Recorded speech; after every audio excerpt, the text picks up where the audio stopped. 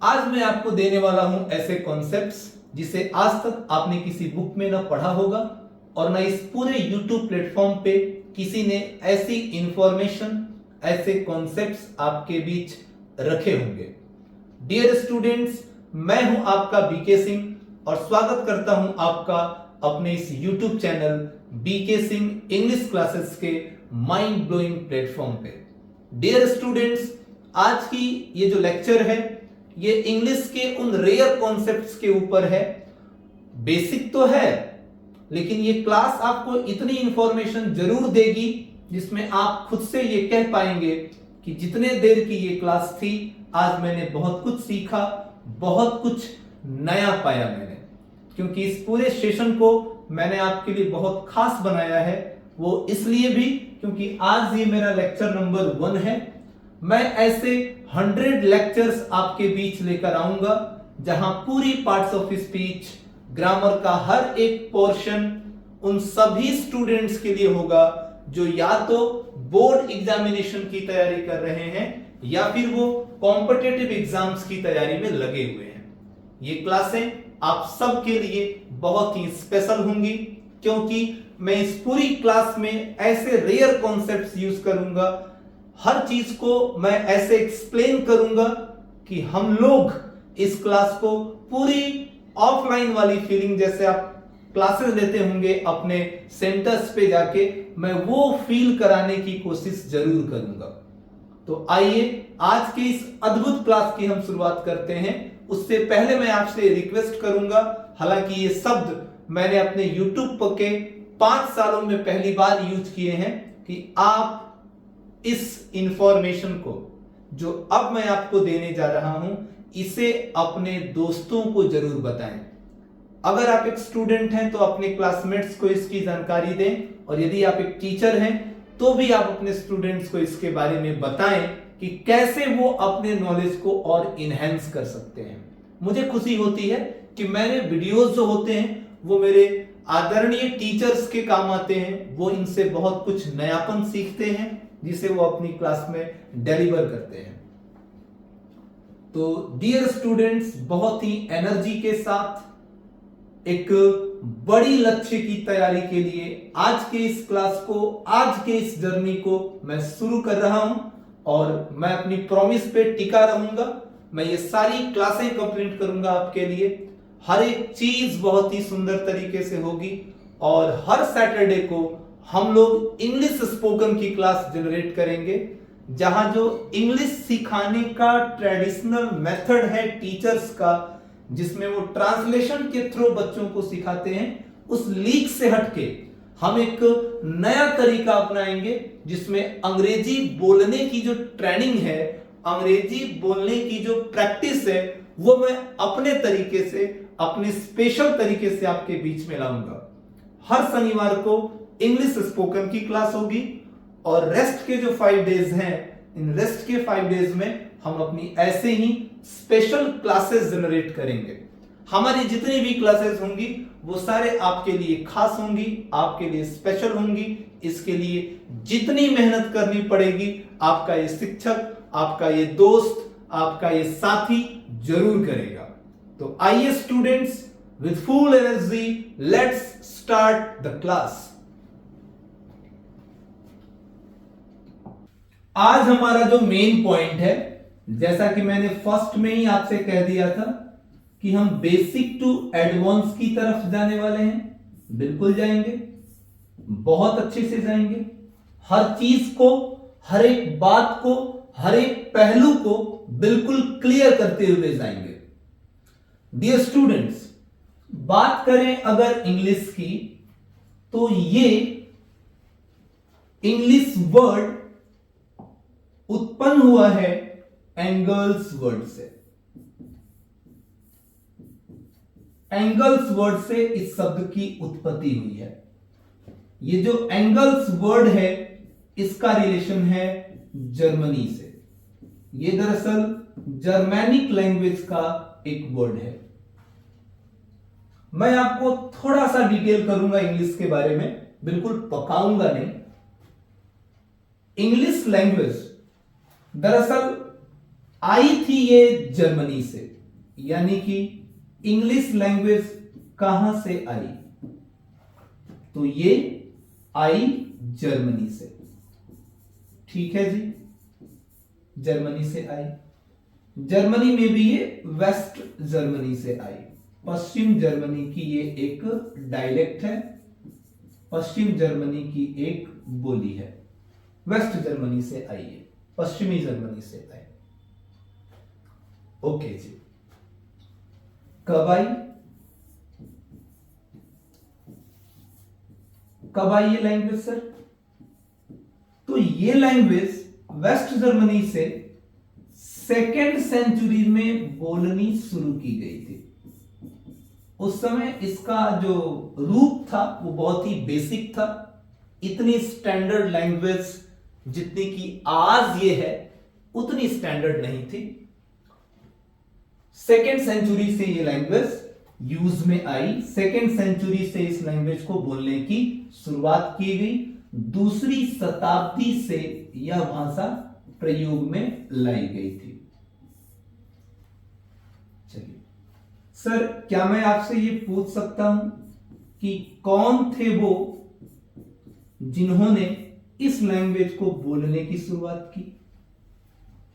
कौन थे वो जिन्होंने इतनी अद्भुत भाषा बना दी जिसकी जानकारी उन्हें भी नहीं थी कि आगे चल के वो एक ऐसी लैंग्वेज बना रहे हैं जिसे पूरी दुनिया यूज करेगी? वो थे वेस्ट जर्मनी में रहने वाले,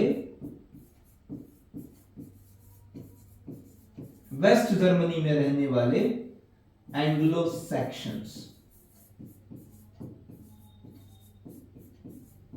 एंग्लो सैक्शंस एक दरअसल कम्युनिटी है, एक संप्रदाय है, एक प्रजाति है जो उन दिनों वेस्ट जर्मनी में निवास किया करती थी और उन्होंने ही इंग्लिश बोलने की शुरुआत सेकेंड सेंचुरी में की।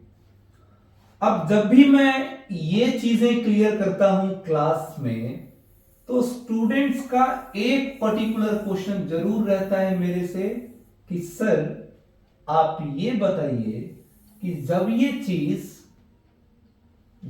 चीज वेस्ट जर्मनी से आई तो ये इंग्लैंड में इसने इतना बड़ा धमाका कैसे कर दिया? सर इंग्लैंड में इसने इतना बड़ा धमाका कैसे कर दिया? किया, बिल्कुल बताऊंगा। मैं वो भी क्लियर करता हूं कि इसने इंग्लैंड में उतना धमाका कैसे किया। आप ये देखिए कि एंग्लो सैक्शंस, इस कम्युनिटी ने, इस संप्रदाय ने 5th सेंचुरी में, 5वीं शताब्दी में इन्होंने इंग्लैंड पर अटैक किया और इंग्लैंड को इन्होंने जीत लिया। वो टाइम दरअसल एडी 449 का था, 449 ईस्वी की बात है ये, जब इंग्लैंड ने एंग्लो सैक्शन के कहर को झेला। उस समय दरअसल इंग्लैंड का नाम सेल्ट्स हुआ करता था, इंग्लैंड नहीं था। इंग्लैंड नाम तो इसी एंग्लो सैक्सन लोगों ने उस देश का नाम इंग्लैंड दिया, वहां की भाषा का नाम इंग्लिश दिया। एडी 449 में एंग्लो सैक्सन इंग्लैंड आ चुके थे और फिर उन्होंने नए सिरे से इस लैंग्वेज को यहां पे अपग्रेड करना शुरू किया, अपडेट करना शुरू किया। दरअसल इसकी जो मीनिंग है, इस मीनिंग में भी बहुत कुछ है। जैसे आप अगर समझें तो E for England, N for native, G for general, L for language, I for iris, S for Scota, and H for health। ये आपके इंग्लिश के एक एक लेटर का अपना एक विशेष महत्व है। यूं किसी ने यूं ही इसकी मीनिंग ENGLISH नहीं लिखी होगी। इसका एक खास मकसद है, इसका एक खास मैसेज है। अब इंग्लैंड तो एक देश का नाम है। नेटिव का मतलब होता है मातृ।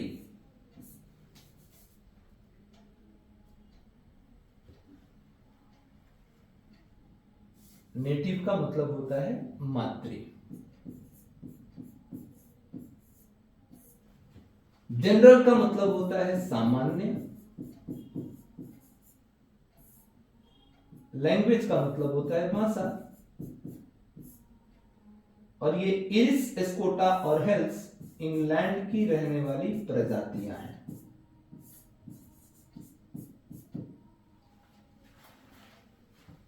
मीन्स आप ये कह सकते हैं कि इंग्लैंड में निवास करने वाले इरिस, स्कोटा और हेल्स प्रजातियों के बीच जो सामान्य मातृभाषा बोली जाती थी, आज वो विकसित होकर इंग्लिश बन चुकी है।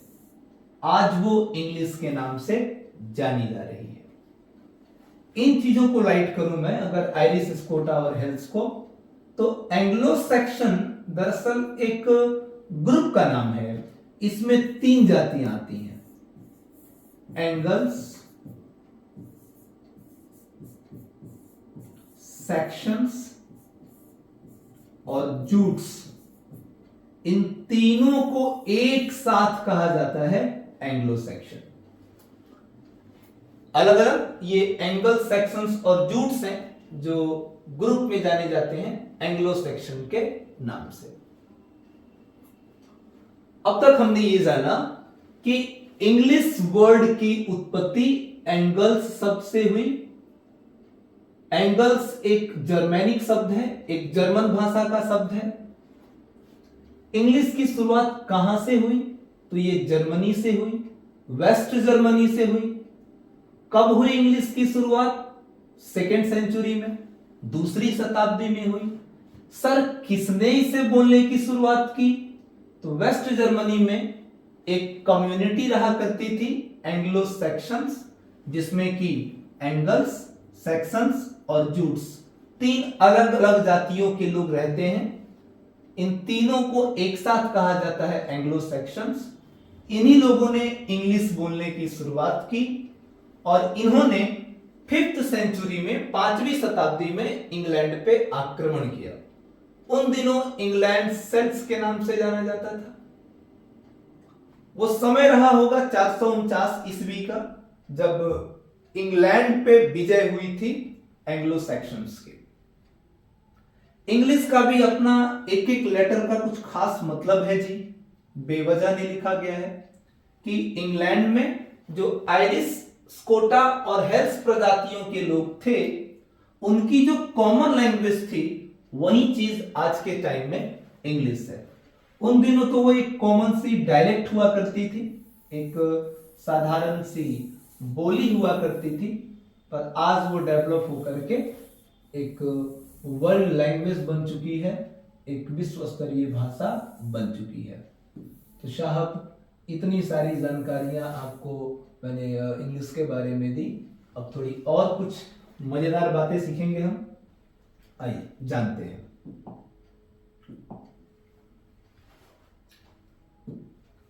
ये इंग्लिश जिसे आप कहते हैं कि सर ये एक लैंग्वेज है, एक भाषा है। अगर बात करें हम लैंग्वेज की, तो लैंग्वेज शब्द उत्पन्न हुआ है लिंगुआ शब्द से, जिसका अर्थ होता है टू से, यानी कि कहना। मेन पर्पस क्या है लैंग्वेज का? तो सर इसका मेन पर्पस है, इस लैंग्वेज का मेन पर्पस है कि ये हमारे विचारों का आदान प्रदान करता है। विचारों का आदान प्रदान करता है। ये इसका मेन पर्पस है, मेन उद्देश्य है। इसलिए बड़ी छोटी सी डेफिनेशन आपके लिए मैं दे रहा हूं लैंग्वेज की, कि आप इसको डिफाइन कर सकते हैं कि ये एक सोर्स ऑफ कम्युनिकेशन है।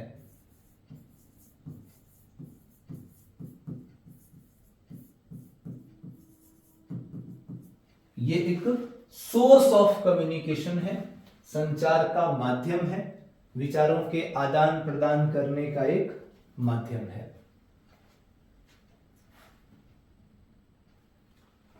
चलो आगे बात करते हैं।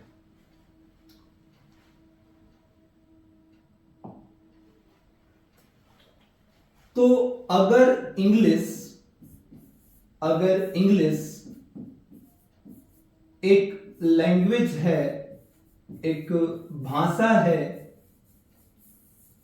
अगर ये सोर्स ऑफ कम्युनिकेशन कर सकती है, अगर ये हमारे विचारों का आदान प्रदान कर सकती है, तो क्या हम इसे लिख नहीं सकते? क्या हम इसे अपने विचारों को लिख करके व्यक्त नहीं करा सकते? बिल्कुल करा सकते हैं, कराते भी हैं जी। इंग्लिश एक लैंग्वेज है और इस लैंग्वेज को साउंड के जरिए, आवाज के जरिए, वॉइस के जरिए हम एक जगह से दूसरी जगह पहुंचाते हैं। आवाज ही वो माध्यम है जिससे लैंग्वेज ट्रेवल करती है। मेरी आवाज आप तक कैसे पहुंच रही है? मेरी जो भाषा है वो आप तक कैसे पहुंच रही है? साउंड से पहुंच रही है, आवाज से पहुंच रही है। अब इस वॉइस को, इस साउंड को हम चाहें तो कुछ सिंबल में रिप्रेजेंट कर सकते हैं। कुछ सिंबल के जरिए हम अपनी साउंड को रिप्रेजेंट कर सकते हैं, दर्शा सकते हैं। इससे हमारी साउंड को एक रिप्रेजेंटेशन मिल जाएगा। लाइक जी, इस आवाज के लिए हमने कुछ ऐसी क्रिएटिविटी बनाई है। इस सिंबल से हम जी साउंड को रिप्रेजेंट कर रहे हैं। लाइक पी, अब इस आवाज के लिए हमने कुछ ऐसे सिंबल्स बना रखे हैं। तो ये दरअसल है क्या चीज? ये हमारे वॉइस को, हमारी आवाज को रिप्रेजेंट कर रहे हैं। ये हमारी आवाज को दर्शा रहे हैं, प्रदर्शित कर रहे हैं। तो साउंड को रिप्रेजेंट करने वाले ये सिंबल क्या है फिर? बिल्कुल सही, आप जो सोच रहे हो बिल्कुल सही सोच रहे हैं। साउंड को रिप्रेजेंट करने वाले ये सिंबल्स दरअसल कहलाते हैं लेटर्स। इनको आप कहते हैं लेटर्स। ये आपकी साउंड को इजीली रिप्रेजेंट कर देते हैं। आप अपनी साउंड इनसे रिप्रेजेंट करा सकते हैं। चलो जी, थोड़ी और बातें जानते हैं। अब यहीं पे मैं आपको एक बहुत महत्वपूर्ण चीज समझाने वाला हूं, जिसको लेकर के आप बहुत उत्साहित होंगे। आपकी इंग्लिश लैंग्वेज के जो सिंबल्स हैं, वो सिंबल्स होते हैं 37। अब आप सोचोगे ये कौन सा मजाक हुआ? 26 लेटर्स होते हैं, तो सिंबल 37 कैसे हो जाएंगे? How is it is possible? Possible है, आपके सामने है। इंग्लिश में जो सिंबल यूज किए जाते हैं, तो उनकी कैटेगरी कुछ ऐसे है कि जो 11 सिंबल्स हैं, 11 जो सिंबल्स हैं वो साउंडलेस हैं। उनके पास साउंड तो नहीं है, बट हां, वे लोग पंक्चुएशन कहलाते हैं। वे लोग विराम चिन्ह के नाम से जाने जाते हैं। उन्हें पंक्चुएशन मार्क कहा जाता है। जैसे कि आप यूज कर रहे होते हैं क्वेश्चन मार्क, आप यूज कर रहे होते हैं फुल स्टॉप, आप यूज कर रहे होते हैं एक्सक्लेमेशन मार्क, आप यूज कर रहे होते हैं कोलोन, आप यूज कर रहे होते हैं सेमी कोलोन, आप यूज कर रहे होते हैं ब्रैकेट्स, आप यूज कर रहे होते हैं एपोस्ट्रोफी, आपने यूज किया इन्वर्टेड कॉमा। तो जब आप इनको काउंट करेंगे, टोटल डैश है, हाइफन है, ये हाइफन है, ये डैश है, तो अपने पास कुछ चिन्ह भी हैं, कॉमा है अपना, काउंट करोगे इनको तो इनकी संख्या आएगी 11, like 1 full stop, 2 exclamation mark, 3 colon, 4 semicolon, एक ऊपर बिंदु और नीचे कॉमा, 5 हो गए, 6 7, ये एपोस्ट्रोफी का कॉमा, एपोस्ट्रोफी समझ रहे हो, राम की बहन, तो यहां जो आपने लगाया वो एपोस्ट्रोफी है, इन्वर्टेड कॉमा, ये आपका हाइफन, ये डैश, ये कॉमा, तो 1 2 3 4 5 6 7 8 9 10 11, ये आपके पंक्चुएशन मार्क है, सिंबल तो यूज कर रहे हैं ना आप लैंग्वेज में, ये आपके पंक्चुएशन मार्क है, और 26 आपके लेटर्स हैं, ऑल टुगेदर इनकी संख्या कितनी बनी, 37 बनी। तो आपके इंग्लिश में जो सिंबल्स हैं वो 37 है, जिसमें 26 के पास साउंड है, और जो 11 है वो साउंड को, वो हमारी आवाज को, वो सेंटेंस को फॉर्म करने में, सेंटेंस के बीच में हमें कहीं रोकने में, थोड़ा सा रोकने में, ज्यादा रोकने में, एक साथ करके बोलने में हमारी हेल्प करते हैं, लैंग्वेज को ये लोग कंट्रोल करते हैं।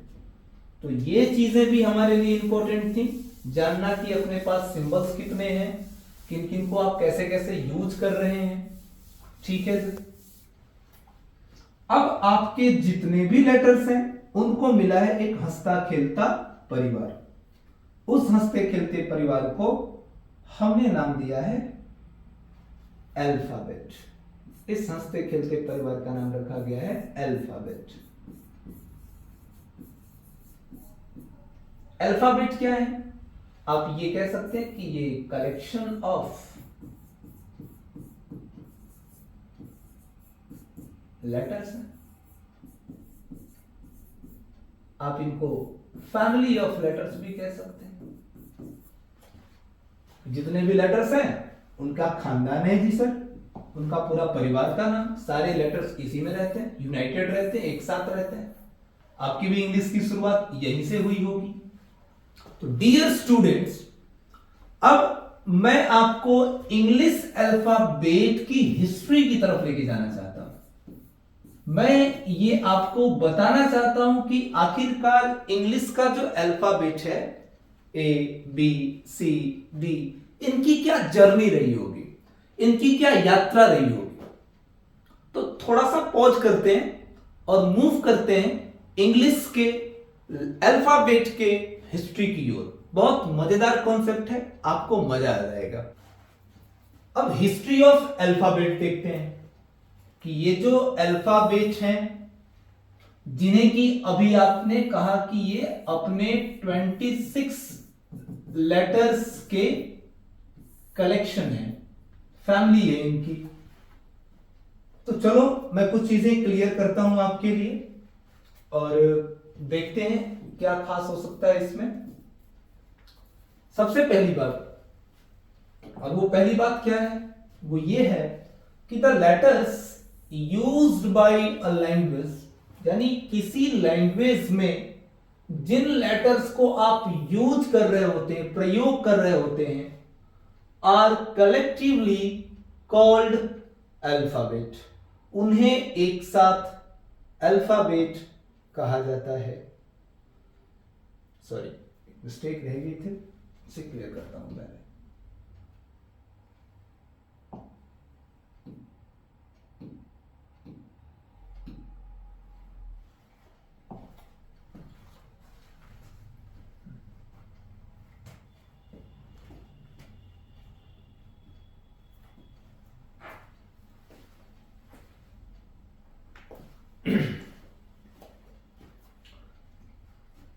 तो अब हम थोड़ा सा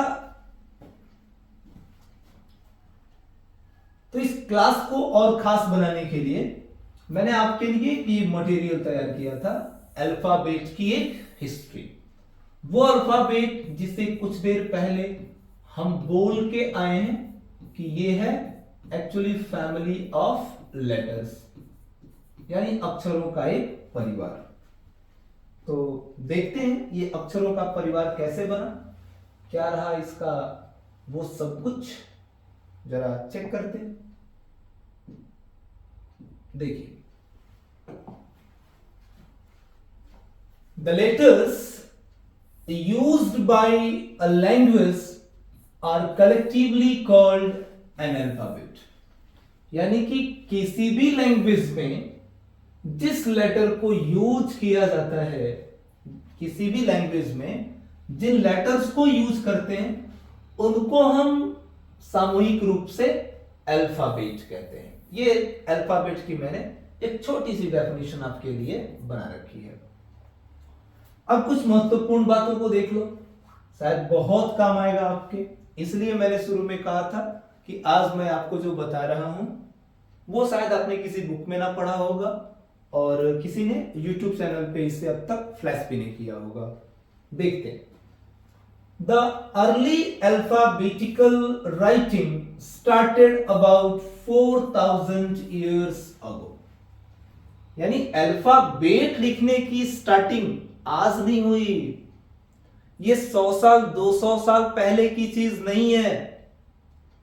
अल्फाबेटिकल राइटिंग जो थी वो आज से 4000 साल पहले शुरू हुई थी। 4000 साल पहले से लोगों ने लिखने के नए नए नुस्खे, नए नए तरीके अपना रखे थे। आपको बताऊं कि अकॉर्डिंग टू मेनी स्कॉलर्स, बहुत सारे विद्वानों के अनुसार इट वॉज इन इजिप्ट, ये नाम याद रखिएगा, मिस्र देश को कहा जाता है इजिप्ट। तो इजिप्ट में ही सबसे पहली बार लगभग 1800 से 1900 ईसा पूर्व में अल्फाबेट लिखने की प्रोसेस, अल्फाबेट लिखने की शुरुआत develop between 1800 and 1900 BC. Egypt से ही अल्फाबेटिकल राइटिंग डेवलप हुई थी 1800 से 1900 ईसा पूर्व में। आप इसकी स्क्रीनशॉट ले सकते हैं। तो अल्फाबेट शुरू करने वाला कंट्री था मिस्र।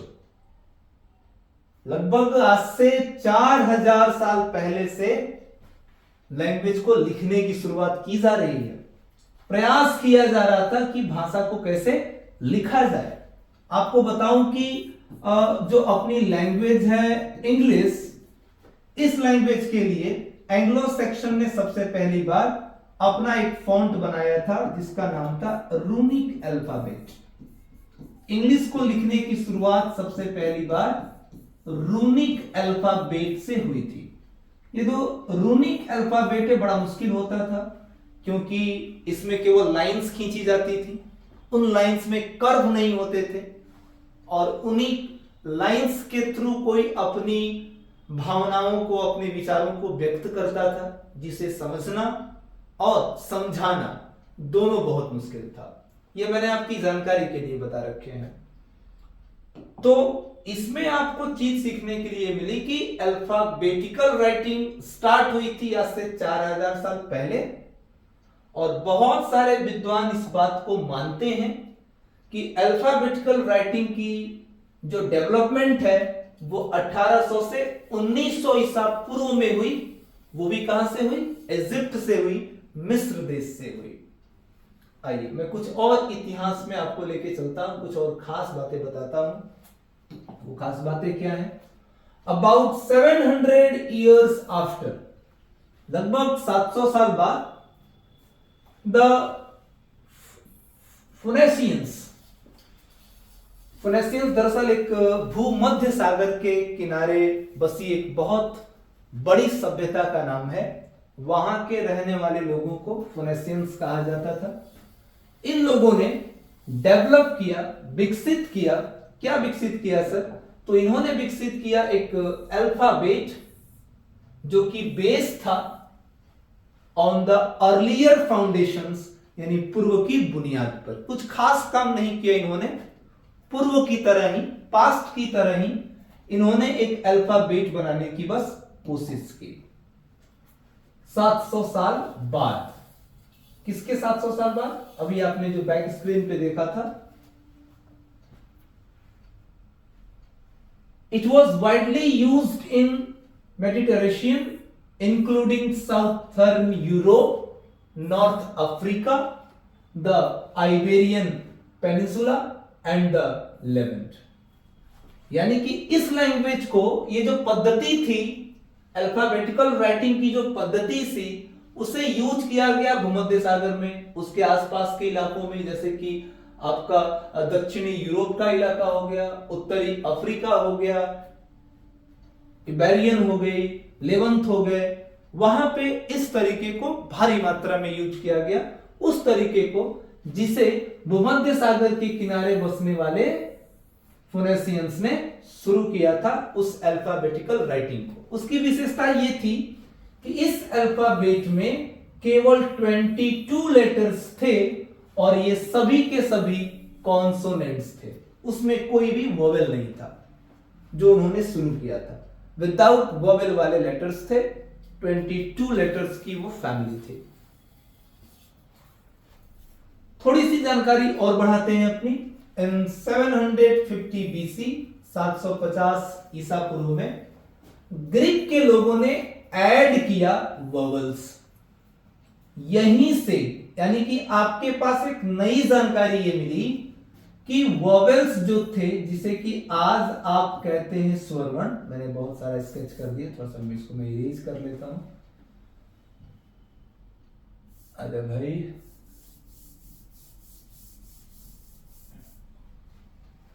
सबसे पहले ग्रीक के लोगों ने ही स्वर वर्ण के बारे में दुनिया को जानकारी दी। एक अच्छी जानकारी लेके जाओ। यहां तक वीडियो देख रहे हैं तो आपको एक फायदा भी हुआ। ग्रीक ने सबसे पहली बार वोवेल्स को ऐड किया। कहां ऐड किया? तो जो फोनेशियंस थे उन्होंने जो अल्फाबेट बनाया था उस चीज में ऐड कर दिया अपना अल्फाबेट, और combination was regarded as the initial true alphabet। यानी कि इस कॉम्बिनेशन से ग्रीक ने जो वोवेल्स शामिल कर दिए अल्फाबेट में, इससे तो ग्रीक और फोनेशियंस, इनके कॉम्बिनेशन से अब जो बना वो बना एक सच्चा, एक वास्तविक अल्फाबेट, जिसमें वोवेल्स भी थे और कॉन्सोनेंट्स भी थे। दिस वॉज सीज्ड, लेकिन इस चीज को जब्त कर लिया गया बाय द लैटिन्स, लैटिन्स के द्वारा। यानी कि यूं कहें तो रोमन्स के द्वारा इस चीज को जब्त कर लिया गया। यानी उन्होंने ये टेक्निक अब हथिया ली, and combined with some Etruscan, Italy की बात है, इटली के जो कैरेक्टर्स हैं, जो अक्षर हैं, वहां इट्रुस्कैन चलती है। जैसे हमारी इंग्लिश रोमन को फॉलो करती है, रोमन लिपि को, इट्रुस्कैन लिपि को यूज करते हैं इटली वाले।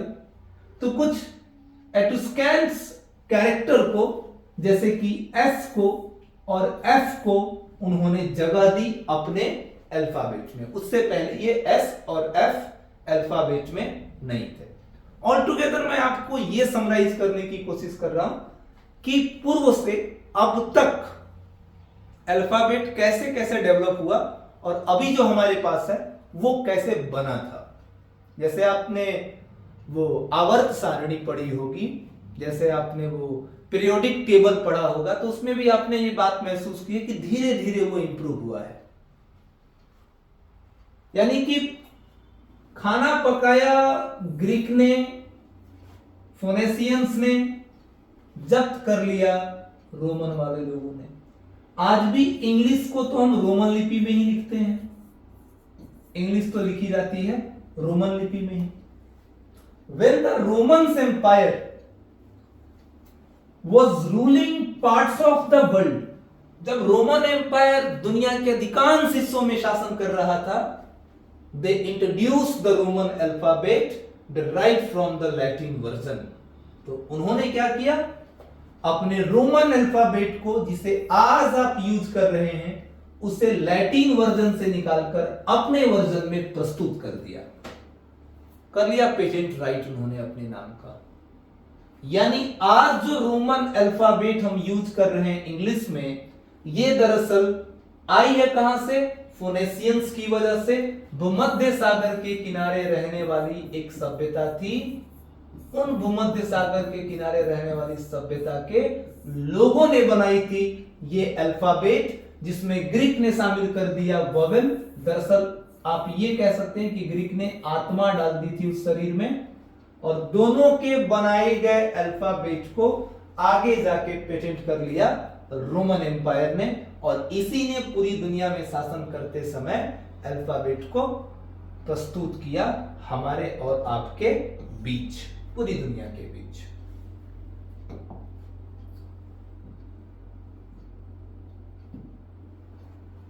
When the Roman Empire reached, अब जब रोमन एम्पायर के लोग पहुंचे, रोमन साम्राज्य जब पहुंचा ब्रिटेन में, तो they brought with them the Latin languages, तो वो अपने साथ लैटिन लैंग्वेज लेकर आए ब्रिटेन में।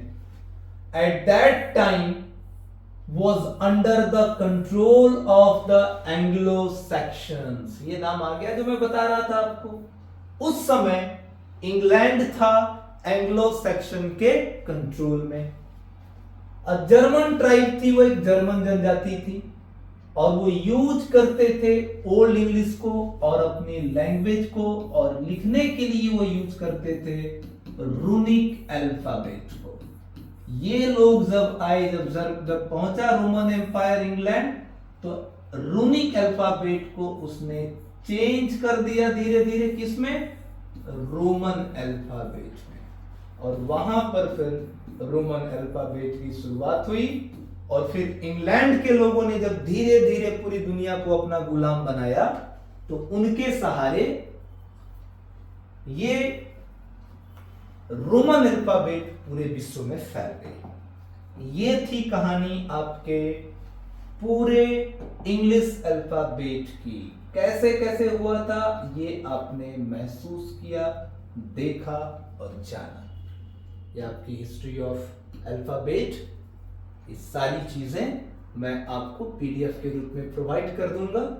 पीडीएफ्स के लिए अगर आप पीडीएफ चाहते हैं, तो मैं भी ये चाहता हूं कि हम सब मिलके एक ग्रुप बनाएं, एक व्हाट्सएप की ग्रुप बनाने हम लोग, और व्हाट्सएप की उस ग्रुप में नोट्स का ट्रांजैक्शन कर सकें। उसके लिए आप इस नंबर पे व्हाट्सएप करें। आप बिहार के किसी भी जिले से हैं, किसी भी गांव से हैं, हम लोग एक ग्रुप बनाएंगे, और उस ग्रुप के अंदर जो कुछ मैं आपको पढ़ा रहा हूंगा, उसके सारे नोट्स, उसके सारे पीडीएफ आप तक पहुंचाऊंगा। खैर, आज की क्लास बस इतनी ही। मिलूंगा कल आपसे फिर तमाम सारे बेहतरीन कॉन्सेप्ट्स के साथ। मैं चाहूंगा कि अगर आपने वीडियो पूरी देखी है, तो एट लास्ट आप हमें कमेंट्स में बताएं कि आपको ये क्लास कैसी लगी, और नेक्स्ट क्लास आप और किस लेवल की चाहते हैं, किस टॉपिक पे चाहते हैं। 1 बाय 1 हम सारे टॉपिक्स क्लियर करेंगे। अपनी हाजिरी लगाएं कम से कम कमेंट्स में, मुझे भी पता चले कि आप कहां से हैं और आपने कैसा फील किया इस क्लास को लेकर के। Thank you very much. मिलते हैं नेक्स्ट वीडियो में, यानी कल की क्लास में।